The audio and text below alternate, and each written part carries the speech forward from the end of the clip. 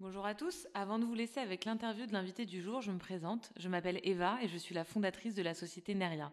J'accompagne les avocats dans la recherche du cabinet qui correspond à leurs critères.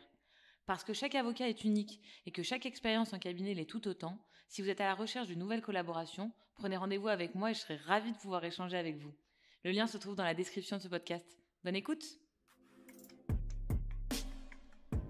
Bonjour à tous et bienvenue dans ce nouvel épisode d'Advocate. Je m'appelle Valentin Tonti-Bernard et j'ai décidé de créer ce podcast pour vous permettre de découvrir la vraie vie des avocats. Quelle est leur activité, quel est leur parcours, mais surtout, quel est leur business. Anomia, c'est un cabinet de conseil en stratégie à destination exclusive des cabinets d'avocats. Notre objectif est assez simple, c'est de permettre au cabinet d'avocats de passer du cabinet à l'entreprise d'avocats. Et pour ce faire, on utilise les méthodes de l'entreprise qu'on va appliquer aux structures d'avocats. Concrètement, ce qu'on fait, c'est de la formation business, du coaching business ou encore des missions de conseil en stratégie au sein des cabinets. Aujourd'hui, dans ce nouvel épisode du podcast, j'ai le plaisir de vous faire découvrir ma conversation avec Maître Johan Havard. Johan Havard est un ancien collaborateur de Hervé Temim. Il vient d'être nommé associé au sein du cabinet Squadra Avocat et intervient en matière de pénal des affaires. Je ne vous en dis pas plus et je vous laisse découvrir ma conversation avec Maître Johan Havard. Si ce podcast vous plaît, n'hésitez pas à en parler autour de vous, à le partager, à le diffuser, à le commenter, à le liker, en tout cas à en parler. C'est grâce à ça que nous pouvons continuer à vous proposer du contenu gratuit. Bonne écoute! Eh bien écoute, bonjour Johan Havard, je suis ravi que tu sois venu jusqu'à moi. Je suis désolé, je t'ai fait attendre, ce qui me ressemble pas. D'habitude, c'est les avocats qui me font attendre, donc tu auras le droit de me faire ça la prochaine fois. Tu es un ancien collaborateur du cabinet Temim et tu es devenu associé récemment chez Squadra Avocat. Donc je voulais t'entendre pour 3 raisons. La première, c'est que je t'avais fait chier, je me souviens, il y a quelques temps de ça, pour que tu puisses m'introduire auprès d'Hervé Temim. Et finalement, je t'ai trouvé tellement sympa que on a continué à échanger et j'espère que ça a été réciproque pour toi pour qu'on continue à échanger. La deuxième raison, c'est que je connais pas le cabinet Squadra et je trouve ça chouette que tu puisses, alors pas le représenter, mais en tout cas venir parler de ton expérience à toi et pouvoir parler du cabinet dans lequel tu es associé. Et la troisième raison, c'est qu'en ce moment, je me fais un peu une cure de pénaliste en droit des affaires. Je les aime bien, je les trouve vachement sympas. Et donc, pour ces 3 raisons, je suis ravi de te retrouver ici. Je suis ravi, Valentin, merci de ton invitation. Effectivement, ça fait un certain temps qu'on se tourne autour. Et donc, je suis vraiment ravi que tu m'aies invité, surtout quand je vois effectivement les différents invités que tu as eu l'occasion d'interviewer.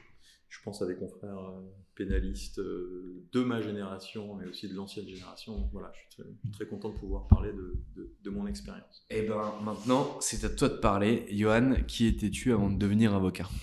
Alors, avant de devenir avocat, je n'étais pas avocat et j'étais un lycéen qui cherchait un petit peu sa voie et qui s'est retrouvé à faire des études de droit, et comme beaucoup, parce qu'on m'avait expliqué que ça menait absolument à tout.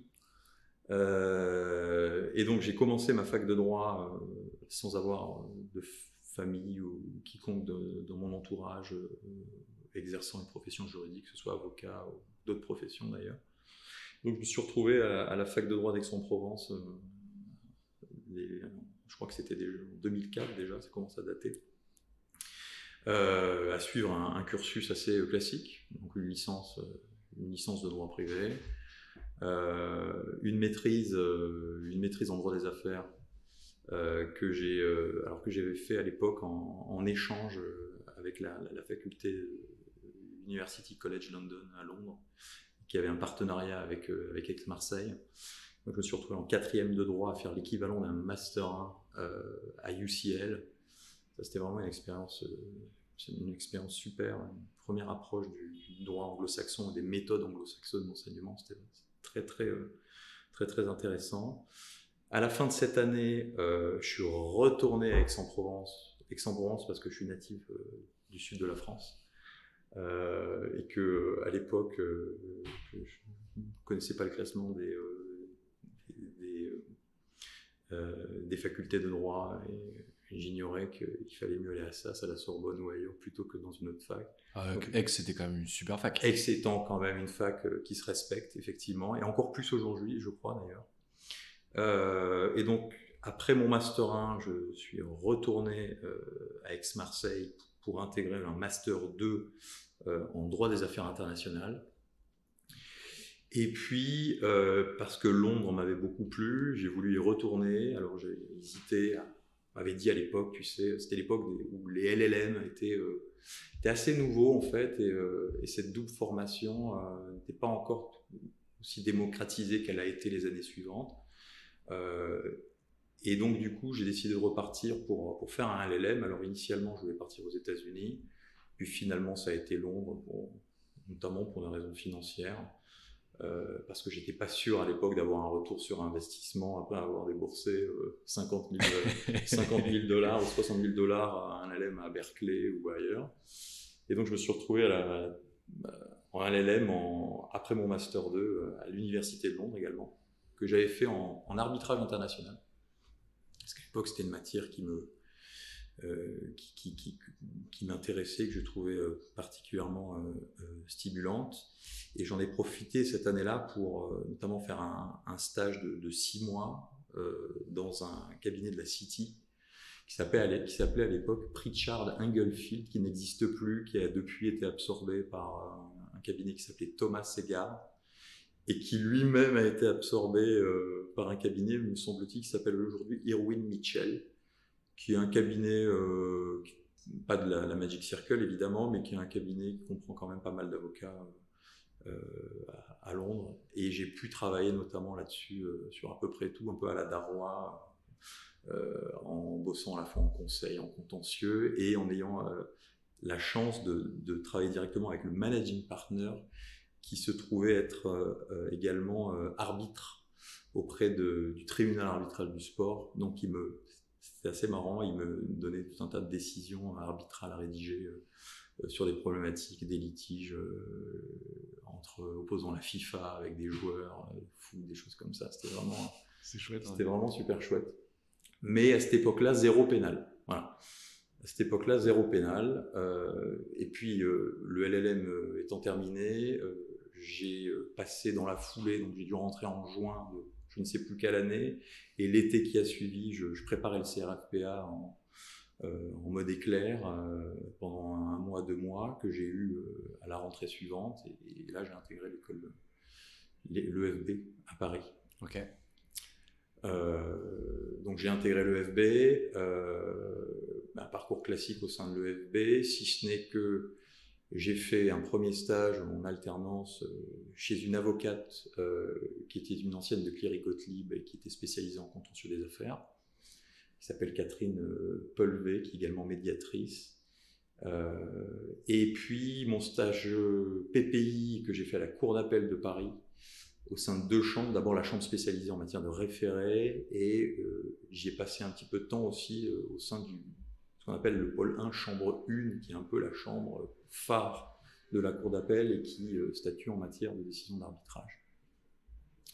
Très intéressant. Pour terminer en stage final chez Darrois, où, comme tu dois le savoir, j'ai bouffé à tous les ateliers. Voilà, eu la possibilité de travailler sur à peu près tout type de dossier, avec tout type d'avocats. C'était la première fois pour moi quand je suis arrivé chez Darrois. C'était moi qui suis un provincial, c'était vraiment un monde à part, quoi. Une ambiance très feutrée. Alors, ça fait assez longtemps que je ne suis pas retourné dans leurs locaux, mais ambiance très feutrée, des avocats très mystérieux pour la plupart. Mais ça a été quand même une expérience assez intéressante. Et toujours à ce stade-là, pas l'occasion de travailler sur des dossiers de droit pénal, mais plutôt sur des dossiers de contentieux des affaires, sur des dossiers d'arbitrage également, de gros arbitrages, et un petit peu de conseil. Est-ce qu'il y avait déjà la pratique pénale des AF qui était là chez Darrois ou pas encore? Alors, en l'occurrence, Christophe Ingrin était arrivé. Ok. Et j'avais d'ailleurs travaillé un petit peu pour lui à l'époque, mais sur des problématiques plus contentieuses commerciales que pénales. Et non, il n'y avait pas à l'époque d'équipe comme il peut y avoir encore aujourd'hui, comme il pouvait y avoir jusqu'à récemment. Donc Darrois. Et puis, recherche de collab. Là, je ne te cache pas que j'ai dû adresser une candidature à peu près tous les cabinets de la place, comme le font d'ailleurs encore aujourd'hui la plupart des élèves avocats. Et puis je me suis retrouvé, j'ai eu plusieurs offres, et je me suis retrouvé, j'ai choisi finalement un cabinet qui s'appelle Franklin, cabinet d'affaires français indépendant, et j'ai été recruté par l'associé qui était en charge, et qui est toujours en charge d'ailleurs du contentieux des affaires chez eux. Il s'appelle Yann Collin, chez qui je suis resté 2 ans, et dans lequel cabinet j'ai pu travailler sur des contentieux de concurrence déloyale, de droit commercial, quelques contentieux post-acquisition, des choses comme ça, voilà, avec un portefeuille de clients assez intéressant. Et puis, donc ça c'était j'ai intégré le cabinet en 2012, et c'était à l'époque un petit peu de la même manière qu'il y avait eu la mode de l'arbitrage quelques années avant, il y a eu la mode du pénal des affaires et du pénal. Et je me rappelle à l'époque, je ne connaissais pas Hervé Temim, mais j'ai vu qu'il avait écrit un livre, je ne sais plus à quelle date son livre avait été publié, mais bon, je me suis intéressé à son livre et je l'ai lu, et j'ai tout de suite été dedans, quoi. J'ai aimé le personnage, j'ai aimé ce qu'il faisait, j'ai aimé à peu près tout de lui, et j'ai décidé d'envoyer une candidature donc à lui, et ce qui constituait pour moi à l'époque les plus gros ténors de la place. Et donc j'ai reçu une réponse, et c'est d'ailleurs la seule réponse que j'ai reçue à mes demandes de sa part, après avoir candidaté et puis avoir obtenu son mail personnel, ce qui, je pense, a maximisé mes chances de succès. J'ai eu un retour de sa part en moins de 24 heures, et j'ai eu un mail dans lequel il me demandait de prendre contact avec son assistante pour fixer un rendez-vous. Voilà.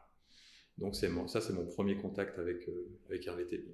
Donc en fait, c'est pas le pénal qui t'a attiré dans un premier temps, c'est pour le coup finalement la tendance qu'il y avait, tu t'y es intéressé, tu as lu le bouquin d'Hervé Temim, et du coup tu t'es dit ok, en fait je vais contacter l'auteur, tu rencontres l'auteur, et là c'est vraiment les premières embrassades avec le pénal. C'était plusieurs facteurs, c'était ça, c'était l'accroissement dans les médias aussi, de la médiatisation croissante, je dirais, des affaires politico-financières aussi, puisque ça coïncidait d'ailleurs à l'époque avec la création du parquet national financier. Et donc on a vu pareil dans les médias l'affaire Cahuzac, tout un tas d'autres affaires, etc. Et je dirais que c'est l'accumulation de ces facteurs qui m'a fait m'intéresser à ces matières-là, que j'avais touché du doigt chez Franklin à quelques reprises sur quelques dossiers, mais pas suffisamment, en tout cas à ton goût. Voilà, pas suffisamment à mon goût, et d'un autre côté c'est le fait de ne pas y avoir suffisamment touché qui m'a donné aussi envie d'aller voir de plus près ce que représentait cette matière-là. Voilà. Et donc je candidate auprès de lui, j'ai un rendez-vous, il me reçoit, ça dure très peu de temps, 5 minutes, il me rappelle. Ah ouais. Ouais. Je pense que c'est un secret de Polichinelle, mais les entretiens avec Hervé sont très courts. Mais néanmoins, le lendemain ou le surlendemain, je reçois un appel de sa part. J'étais pas à Paris, j'étais chez mes parents dans le sud de la France, et donc c'est lui qui m'appelait et qui me disait qu'il était prêt à me recruter. J'étais comme un fou.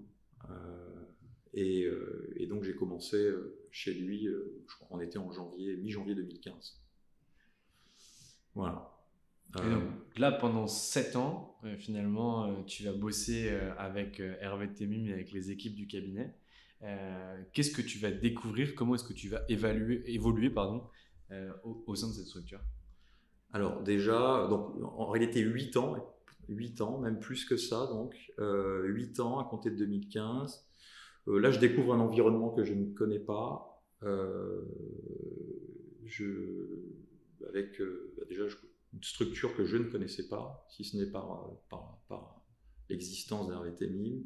Je rencontre ses associés, je rencontre ses collaborateurs. Ce qu'il faut savoir, c'est que c'est une structure en 2015 qui comporte à peu près 7 ou 8 avocats, sans commune mesure avec ce que le cabinet est devenu aujourd'hui, 7 ans, 8 ans plus tard. Et je rencontre je découvre un mode de fonctionnement qui m'a de suite plu, à savoir que les dossiers se travaillent directement avec les associés. Pas de hiérarchisation comme on peut avoir dans les grosses structures, cabinet anglo-saxon, cabinet américain, etc. Là, vraiment, on travaille directement avec les associés concernés. Et il se trouve que j'ai beaucoup travaillé et très rapidement avec Hervé sur tout un tas de dossiers, pas que pénal d'ailleurs, puisque ce qui intéressait aussi cabinet d'Hervé Temim, c'était aussi ma faculté à moi de pouvoir traiter des dossiers de contentieux des affaires. Et si je ne me trompe pas, à la demande, il y avait une demande grandissante dans ce domaine-là et une véritable volonté du cabinet de pouvoir traiter lui-même ce type de dossier-là. Et donc, quand il m'a recruté, je me rappellerai toujours de la phrase qu'il m'a dite. Il m'a dit « le pénal, ça s'apprend vite ». Façon de me décomplexer, alors que je savais très bien que les dossiers traités nécessiteraient un investissement total, d'être efficace, d'être compétent très rapidement, etc. Sachant que je n'avais moi jamais traité de dossier de pénal des affaires, voilà. Mais c'était sa façon à lui de me mettre à l'aise. Donc un mode de fonctionnement qui me plaît énormément, une structure très familiale, il faut dire ce qui est, une énorme rigueur qui est naturellement demandée dans les dossiers, mais avec une ambiance de travail qui je pense, qui est difficile à trouver ailleurs. Voilà. Et puis de suite des dossiers médiatiques, forcément, ce qui est assez vertigineux lorsqu'on est un avocat débutant en la matière.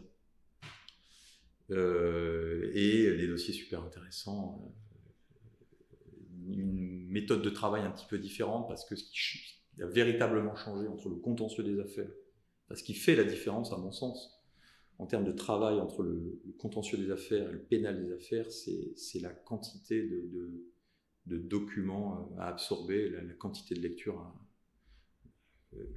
qui est propre au dossier de pénal des affaires. J'ignorais qu'on devait pouvoir être en mesure de lire et assez rapidement des milliers de pages de code de dossier pénal. C'était pas quelque chose que j'avais l'habitude de faire. Donc ça, c'est quelque chose qui change beaucoup. Et comme dans ce cabinet, on ne survole pas les dossiers, bien évidemment, ça va de soi, mais on traite et on étudie la moindre page d'un dossier pénal. C'est quelque chose qui pouvait paraître un petit peu vertigineux au départ. Mais c'est quelque chose aussi dont on s'habitue assez vite et qui vous permet derrière d'ailleurs de vous révéler, qui permet de vous mettre en avant, qui vous permet de pouvoir dire à un client, voilà, moi j'ai repéré ça dans un dossier, là on a une irrégularité de procédure, là on a quelque chose que le juge d'instruction a survolé, voilà. Donc c'est très valorisant aussi parce que ça donne la chance, je trouve, aux collaborateurs de se mettre en avant et de s'exposer d'une bonne manière, que ce soit vis-à-vis de ses associés ou directement vis-à-vis du client. Très bien. Voilà. À cette époque-là, tu développes déjà de la clientèle perso ou pas ? À cette époque-là, pour être très transparent, ma priorité, c'était vraiment faire mes preuves dans un cabinet phare de la place, donc avec beaucoup de pression positive, hein, mais beaucoup de pression, et j'avoue que les premières années, j'ai eu à cœur de vouloir, entre guillemets, rattraper le retard que je pouvais avoir sur des avocats spécialisés dans la matière qui avaient débuté la carrière, voire même fait des stages en matière pénale des affaires. Et donc j'ai vraiment eu à cœur de rattraper ce retard-là. Et je te cache pas que j'ai mis les bouchées doubles, voire triples pour rattraper ce retard et être le plus performant possible, le plus vite possible. Donc le développement de ma clientèle personnelle, ça a vraiment pas été une priorité pour moi les premières années. C'est quelque chose qui est venu un peu plus tard. Et c'est venu quand et comment? C'est venu donc un peu plus tard. Je ne saurais pas identifier le moment exact, mais au fur et à mesure, effectivement, du temps qui passait, j'ai vu qu'il y avait de plus en plus de sollicitations, notamment de confrères, qui me voyaient maintenant comme un collaborateur d'un cabinet important de la place et qui naturellement sont venus me solliciter pour diverses choses, divers sujets, de droit pénal pour le coup. Et c'est vrai que ça s'est fait assez naturellement sans que moi-même je ne fasse de quelconque démarche, que je développe quoi que ce soit, ou que je m'expose d'une certaine manière qui m'aurait amené à espérer pouvoir obtenir des dossiers. Donc ils sont venus à toi par l'intermédiaire de tes confrères ou par des sollicitations directes? Absolument. C'est pas mal de confrères que je connaissais et que j'avais pu connaître à travers ma première expérience en cabinet d'affaires déjà. Et puis des anciens camarades de promotion, notamment chez Darrois, dans d'autres cabinets. Enfin, tous les confrères que j'ai eu l'occasion de croiser depuis le début que j'ai exercé cette profession-là, voilà, sont venus assez naturellement pour me demander mon avis, parfois pour me confier des dossiers directement. Mais aucune démarche particulière. Très clair. Et comment du coup, dans un premier temps, tu arrives à fixer ton prix, tes collaborateurs au sein d'un des plus beaux, voire peut-être même le plus beau cabinet en pénal des affaires de la place? On commence à te solliciter pour des doses, on commence à t'apporter des dossiers au niveau de tes confrères. Comment tu décides de te pricer en termes d'honoraires? Tu fais quoi? Tu fonctionnes au taux horaire, au forfait? Comment tu définis ton taux horaire? Comment tu définis ton forfait? Alors là, tu m'en demandes beaucoup.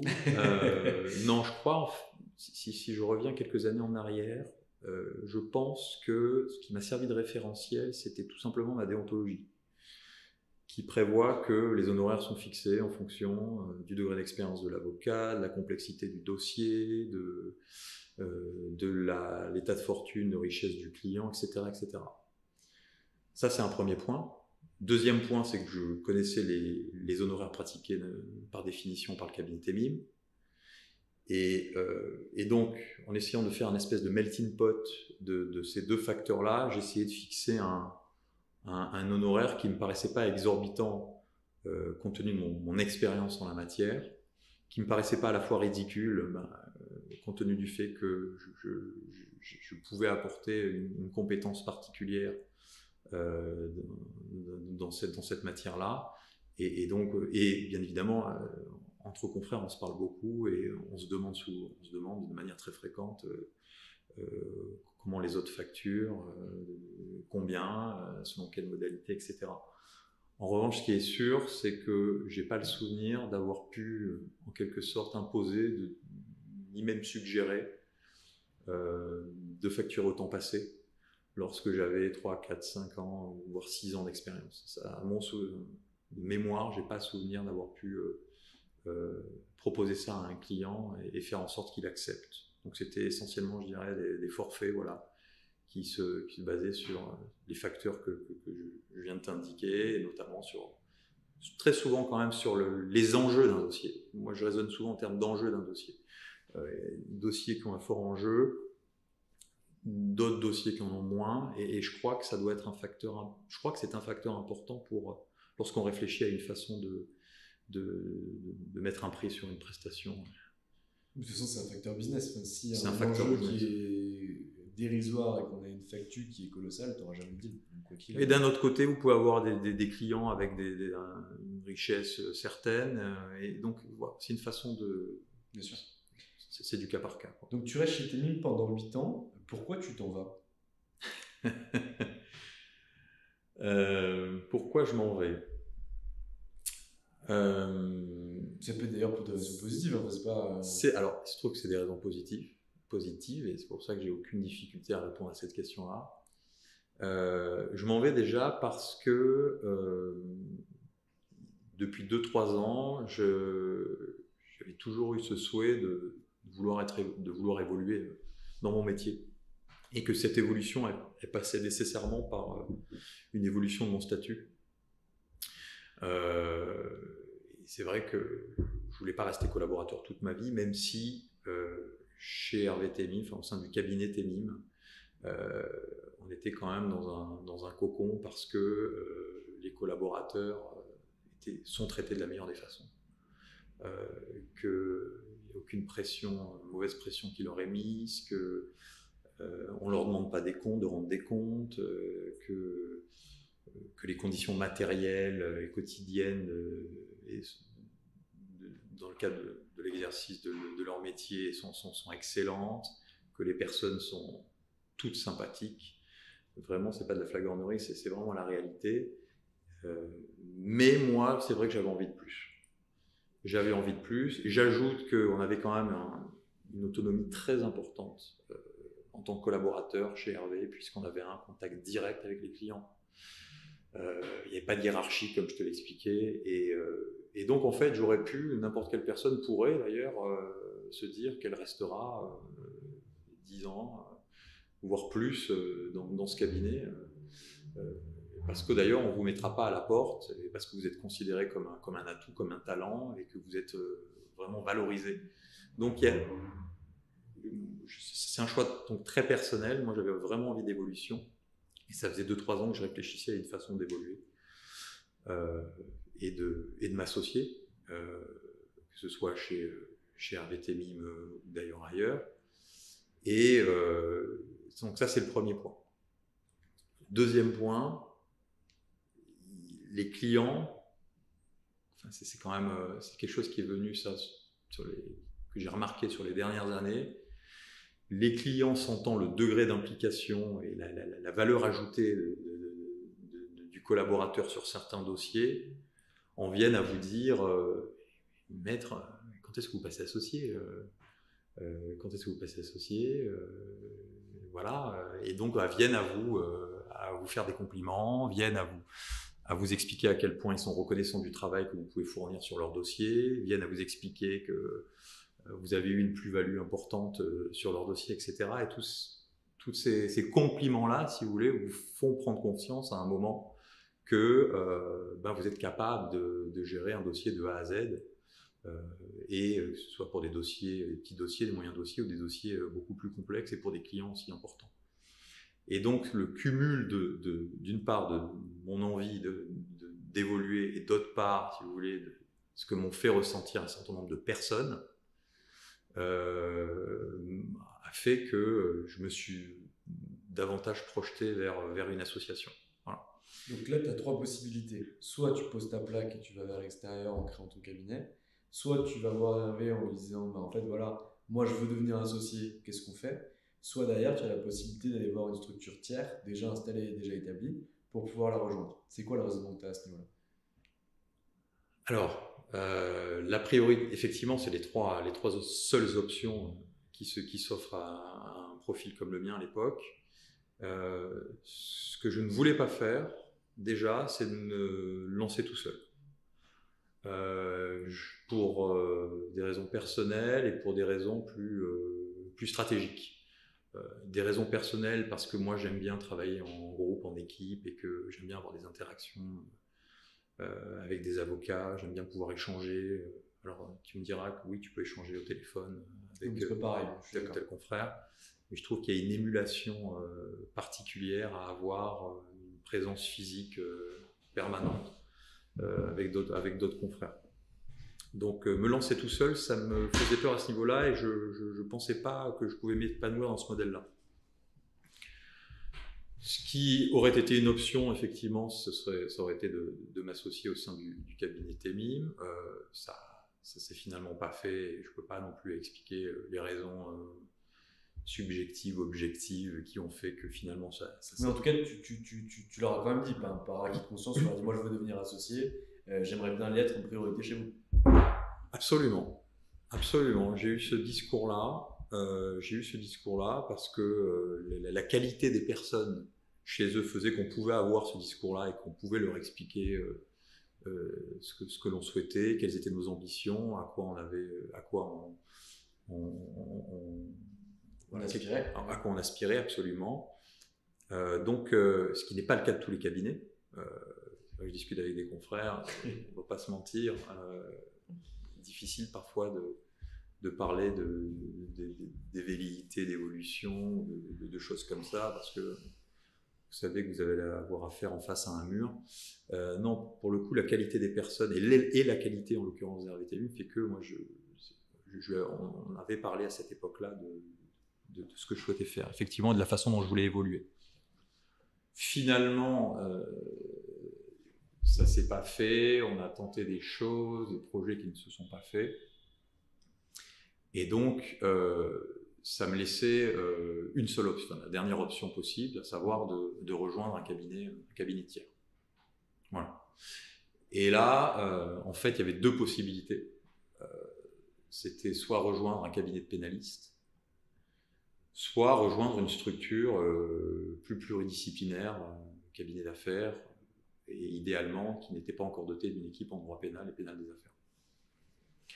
Et en fait, j'ai eu une opportunité, voire une deuxième. J'avais été approché par un cabinet anglo-saxon, dont je tairai le nom, mais américain d'ailleurs. Un gros cabinet américain qui effectivement cherchait un spécialiste pour venir renforcer, si ce n'est créer, un département de droit pénal des affaires, ce qui était pour le coup très flatteur. Moi qui étais collaborateur, j'étais très flatté qu'on puisse venir chercher mes compétences, plus que mes clients, je pense, à l'époque. Tu ne donneras aucun nom et aucune information, toi, t'es dit. De pas donner de nom, etc. C'est vraiment le pénaliste qui est propre au secret professionnel, ça ne dit rien. Ah, c'est sûr, bien sûr, personne ne dit rien. C'est sûr, c'est sûr. Non, mais voilà, le cabinet américain qui m'avait contacté et qui avait voulu aller plus loin dans le process. Et puis à côté de ça, moi j'étais déjà en discussion avec une avocate avec qui j'avais travaillé chez Franklin, et qui était associée en droit du travail à l'époque, et qui avait rejoint une structure qui était un cabinet qui avait 20 ans d'ancienneté, assez pluridisciplinaire, et qu'il avait rejoint après avoir été off counsel chez Franklin, qu'il avait rejoint en qualité d'associé pour créer un département droit du travail. Et donc je connais très bien cette personne, et cette personne était venue me voir pour me demander si j'étais intéressé pour la rejoindre le cabinet, et développer une pratique autour du droit pénal, pénal des affaires et de la compliance. Et ça, c'était il y a à peu près 2-3 ans. J'avais aucune envie de partir de chez RVTM à l'époque.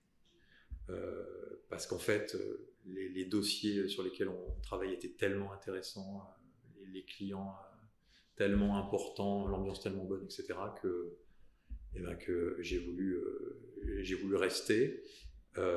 Et donc, c'était vraiment pas le mauvais moment, mais par un concours de circonstances, l'été dernier, on s'est reparlé, et puis elle m'a fait rencontrer plusieurs de ses associés dans des spécialités diverses, et là le processus s'est accéléré.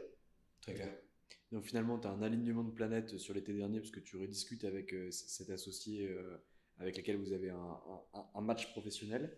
Tu rencontres les autres associés du cabinet Squadra, tu vois que c'est la même chose.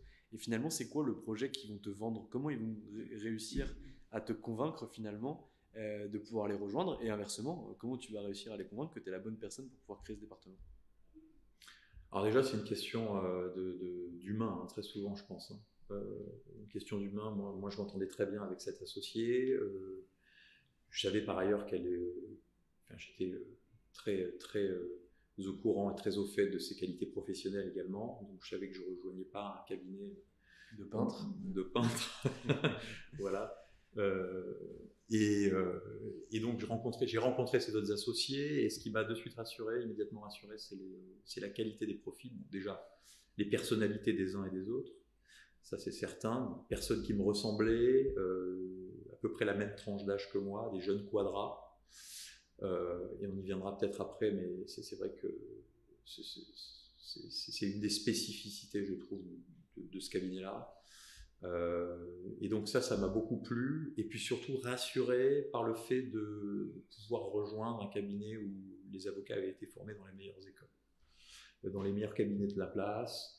Pour citer quelques noms, voilà, on avait des associés qui avaient beaucoup travaillé chez Auguste et Debussy, chez Queen Emmanuel, chez d'autres cabinets références de la place dans leur domaine d'activité. Et ça, c'est un facteur qui m'a immédiatement rassuré. Voilà, j'ai eu la quasi-certitude dès le départ de rejoindre une structure sérieuse, rigoureuse, qui allait compter, et ça a été un facteur déterminant. Quant au fait de savoir ce que moi je pouvais leur apporter, d'une part, une compétence certaine, même s'ils ne me connaissaient pas et qu'on n'avait pas eu l'occasion de travailler ensemble sur des dossiers de droit pénal, mais je pense une compétence certaine, en tout cas une présomption de compétence certaine dès lors que je venais d'une structure qui a fait ses preuves. Une envie de devenir full service. À l'époque, c'était un cabinet qui avait plusieurs équipes, notamment en droit du travail, une équipe corporate. Il y avait deux associés qui étaient arrivés en IP-IT également. Plus récemment, on a un avocat de chez Auguste et Debussy qui est arrivé pour développer le restructuring, le distress management, les procédures collectives. Et donc je pense qu'ils avaient, d'ailleurs c'est ce qui s'est avéré vrai, je pense qu'ils avaient cette envie-là de devenir un cabinet full service pour pouvoir être en mesure d'apporter à leurs clients un spectre de compétences que le cabinet n'avait pas auparavant. Donc je pense effectivement que ça les a beaucoup intéressés, rassurés, sans m'envoyer de fleurs. Je pense que je suis pas non plus quelqu'un de désagréable, et que j'ai un certain nombre de qualités humaines qui les a peut-être également voilà, convaincus, séduites, je sais pas, c'est le mot est fort, mais en tout cas convaincus de vouloir me compter parmi eux. Et donc je pense que c'est un mix de ce facteur humain et de ce facteur de compétence qui fait que au final on a réuni nos savoir-faire. Très clair. On arrive à la fin de ce podcast, Johan. Ça fait maintenant 5 semaines que tu es associé au sein du cabinet Squadra. Donc je ne vais pas te poser toutes des questions sur comment ça se passe ton développement, comment ça se passe ton arrivée, etc. Mais simplement sur tes projets. C'est quoi les projets que tu t'es fixés sur les prochaines années? C'est quoi l'objectif que tu as derrière tout ça? Alors, le projet sur les prochaines années, c'est de grossir, bien sûr. Moi, je suis arrivé seul de chez Temim. J'ai un stagiaire, avoir 2 stagiaires, mais le but, ça va être évidemment de se structurer rapidement par le recrutement d'un premier collaborateur, je l'espère, cette année, et le plus tôt possible. Ça, c'est la première chose. La deuxième chose, c'est ce que je pense, moi, que les dossiers viennent d'abord par les clients actuels. Je pense qu'en fournissant le même degré de service, le même degré de prestation, de compétences aux clients qui sont les miens actuellement, je pense que c'est par ce biais-là, notamment, qu'on arrive d'une part à fidéliser ces mêmes clients, et qu'on arrive à avoir des ouvertures sur d'autres types de clientèle. Donc je pense que c'est la compétence et dans les dossiers actuels qui fait que derrière on arrive à avoir des dossiers similaires ou encore plus intéressants, encore plus importants. Donc c'est le degré de rigueur que je m'applique à moi-même qui pour moi est absolument indispensable. Et l'objectif, effectivement, c'est d'appliquer le même degré de rigueur qui était celui que j'avais lorsque je travaillais au sein du cabinet Temim à mes clients actuels et aux futurs prospects. Ça, c'est important, et ce qui est important aussi, c'est qu'il faut que ça se sache. Donc, ça, c'est un premier objectif, mais qui est un objectif tout à fait naturel. Je ne connais pas un avocat qui pourrait dire l'inverse. Deuxième objectif, ça va être de se structurer, parce qu'effectivement, Squadra est un cabinet qui a 20 ans, mais qui compte quand même des jeunes associés. Je te disais tout à l'heure, je crois que la moyenne d'âge, c'est à peu près 40 ans. Ce qui en fait quand même, je pense, pour connaître un petit peu le marché des avocats parisiens, un cabinet assez singulier, assez unique de la place, parce que effectivement, lorsqu'on prend la liste du Liga 500, je vois pas comme ça de cabinet quasi pluridisciplinaire où la moyenne d'âge des associés est aussi basse.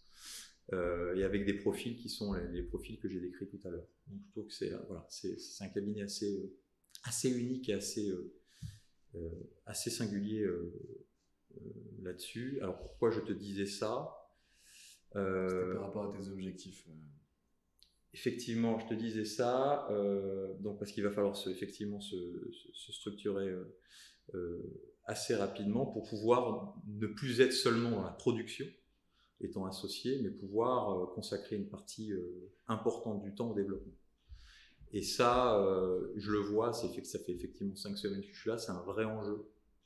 C'est un vrai enjeu parce que être la tête dans le guidon tout le temps sur les dossiers, etc. Alors, c'est rassurant pour les clients parce qu'ils peuvent se dire que l'associé traite vraiment directement et à fond leur dossier, mais ça laisse pas beaucoup de temps pour développer à côté et faire le nécessaire pour accroître son activité. Bienvenue dans les responsabilités, bienvenue au pilotage. Tu as l'air de très bien t'en sortir et donc j'en suis très content. Merci Johan pour le temps que tu m'as accordé et la qualité des échanges. Je te souhaite beaucoup de réussite au sein du cabinet Squadra et que tout se passe très très bien pour toi. Merci beaucoup. Et voilà, c'est fini pour aujourd'hui. J'espère que cet épisode vous a plu. Pour découvrir tous les contenus qu'Anomia propose, vous pouvez vous rendre sur www.anomia.fr. Vous y trouverez des vidéos, des podcasts, des articles et également nos propositions de formation et d'accompagnement dédiées aux avocats, dédiées au business des avocats. Je vous souhaite une excellente journée et n'hésitez surtout pas à nous contacter. À bientôt.